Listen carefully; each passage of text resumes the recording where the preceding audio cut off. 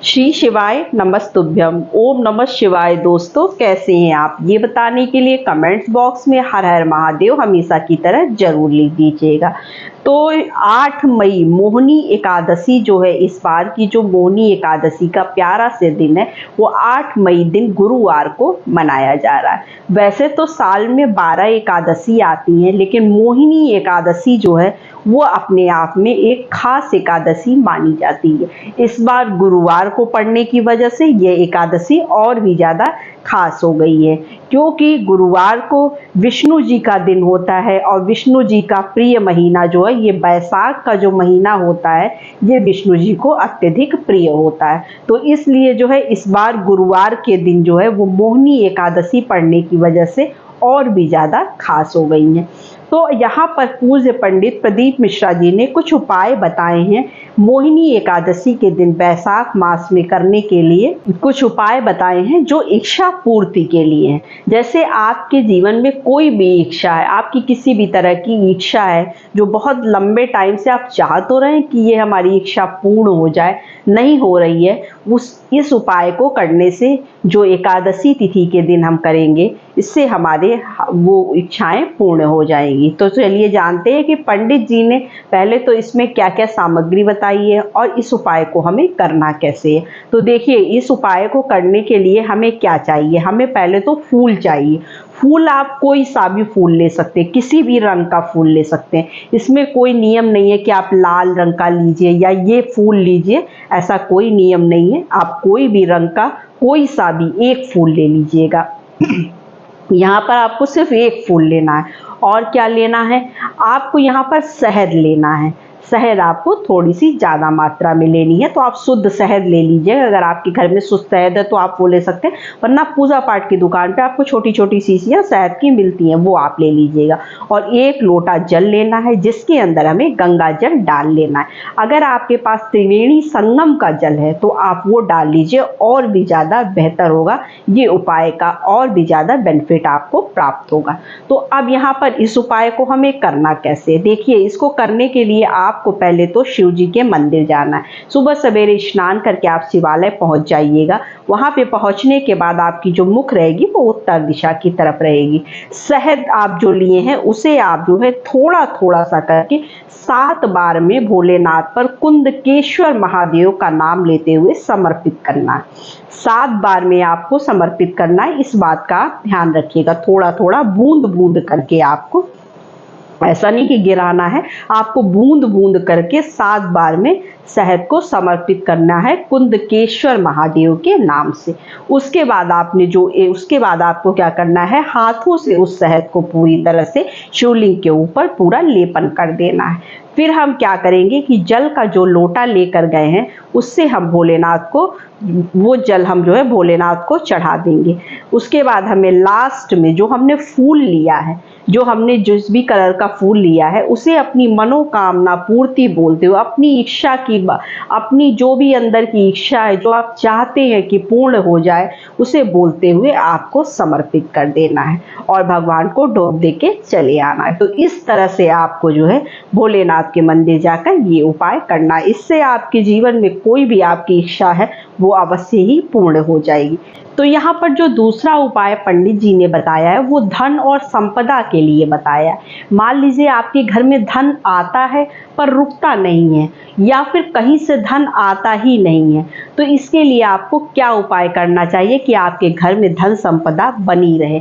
तो यहाँ पर पहले मैं आपको सामग्री बता देती हूँ कि क्या क्या सामान आपको यहाँ पर चाहिए। तो देखिए, यहाँ पर आपको एक बेलपत्र चाहिए। भोलेनाथ की सबसे प्रिय चीज होती है बेलपत्र।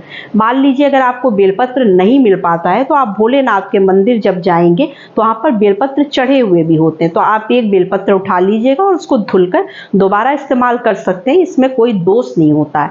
उसके बाद आपको 1 लोटा शुद्ध जल चाहिए, जिसमें गंगा जल डाल लीजिएगा। थोड़ा सा शहद चाहिए, और क्या चाहिए आपको, जो सबसे जरूरी चीज है वो है चने की दाल। आपको यहाँ पर चने की दाल लेनी है, 41 दाने चने की दाल की लेनी। गुरुजी ने बताया कि संख्याओं का विशेष महत्व है, तो संख्याओं को देखते हुए देखिए 41 दाने से ना आप 1 दाना कम लीजिएगा और ना एक दाना ज़्यादा लीजिएगा। तो आप 41 दाने गिन के अच्छे अच्छे, टूटे टूटे दाने नहीं, क्योंकि दाल में भी टूटे दाने निकलते हैं, तो आप अच्छे दाने खड़े खड़े जो है वो निकाल लीजिएगा। 41 दाने किसी कटोरी में रख लीजिएगा। उसके बाद जो बेलपत्ती है वो लेकर आप अपने पूरे घर में पहले घूम लीजिएगा। पूरे घर में आपको उसे लेकर घूमना है, बाथरूम को छोड़कर। फिर इसे लेकर हम भोलेनाथ के मंदिर जाएंगे। मुख आपका किधर रहेगा? उत्तर दिशा की तरफ। उसके बाद आपको क्या करना है? सर्वप्रथम मंदिर में पहुंचकर आप पहले भोलेनाथ के शिवलिंग पर जो जल का आपने लोटा लिया, जिसमें आपने गंगा जल डाला है, उससे भोलेनाथ को चढ़ा देंगे, अभिषेक कर देंगे।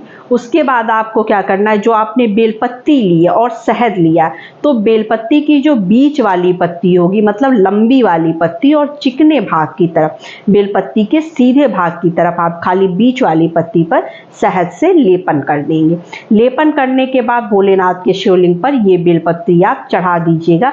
ऐसा चढ़ाना है कि जो शहद लगा हुआ बेलपत्ती वो नीचे की तरफ रहे, शिवलिंग को टच करे। इस तरह से आपको चढ़ा देना। उसके बाद आपने जो 41 दाने लिए हैं दाल के, वो आपको भोलेनाथ के शिवलिंग के ऊपर माता लक्ष्मी और माता पार्वती का स्मरण करते हुए चढ़ा देना है। और अपनी धन संपदा से संबंधित जो भी समस्याएं, जो भी आप चाहते हैं, वो अपनी मनोकामना यहाँ पर बोलना है।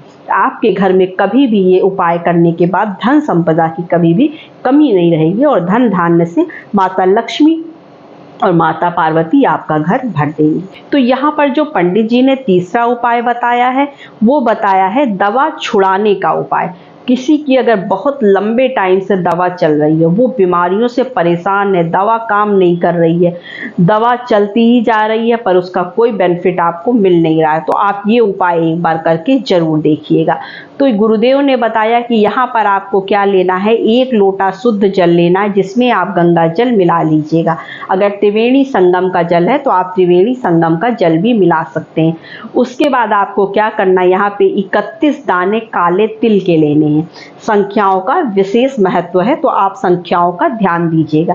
अब आप सोचेंगे कि काले तिल तो बहुत छोटे छोटे होते हैं, उसको कैसे निकालेंगे, कैसे गिनेंगे? तो देखिए भाई, अगर आपको उपाय करना है तो गिनना तो पड़ेगा ही। तो आप रख लीजिएगा और ध्यान से 31 दाने निकाल लीजिएगा। 1-2 बार गिन लीजिएगा कि कहीं कम ज़्यादा तो नहीं हो रहा है। तो 31 दाने आपको यहाँ पर तिल के लेने और 1 बेल पत्री लेनी है। आपको 1 बेलपत्र लेना है, 1 लोटा शुद्ध जल लेना है, 31 दाने काले तिल के लेने हैं। अब हम इसे लेकर भोलेनाथ के मंदिर पहुँचेंगे।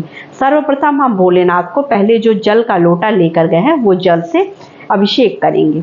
उसके बाद जो है हाथों से जो जल हमने चढ़ाया है उस शिवलिंग को अच्छी तरह से पोंछ लेंगे। पोंछने के बाद आपको क्या करना है? जो आपने बेलपत्री ली है वो माता अशोक सुंदरी के स्थान पर चढ़ा दीजिएगा। चढ़ाने के बाद जो तिल आपने लिया है वो उस व्यक्ति का नाम, जो बीमार है व्यक्ति, जिसकी दवा चल रही है, जिसकी दवा छूट नहीं रही है, उसका नाम और गोत्र बोलते हुए आपको यह 31 काले तिल के दाने जो हैं वो भोलेनाथ के शिवलिंग के ऊपर चढ़ा देना है। आपके घर जो भी व्यक्ति की दवा चल रही है वो जल्द से जल्द जो है दवा बंद हो जाएगी और व्यक्ति स्वस्थ होने लगेगा। गुरुदेव ने बताया कि बहुत ही अच्छा उपाय है, बहुत ही कारगर उपाय है, तो आप इसे करके ज़रूर देखिएगा, शायद आपको भी इससे फायदा मिल जाए। तो बस यही छोटी सी वीडियो थी, छोटी सी जानकारी थी। वीडियो अच्छी लगे तो चैनल को लाइक सब्सक्राइब जरूर करिए। हमारी आवाज़ पहली बार सुन रहे हैं तो चैनल को सब्सक्राइब करना बिल्कुल ना भूलिए। तो नमस्ते फ्रेंड्स, ओम नमः शिवाय, हर हर महादेव।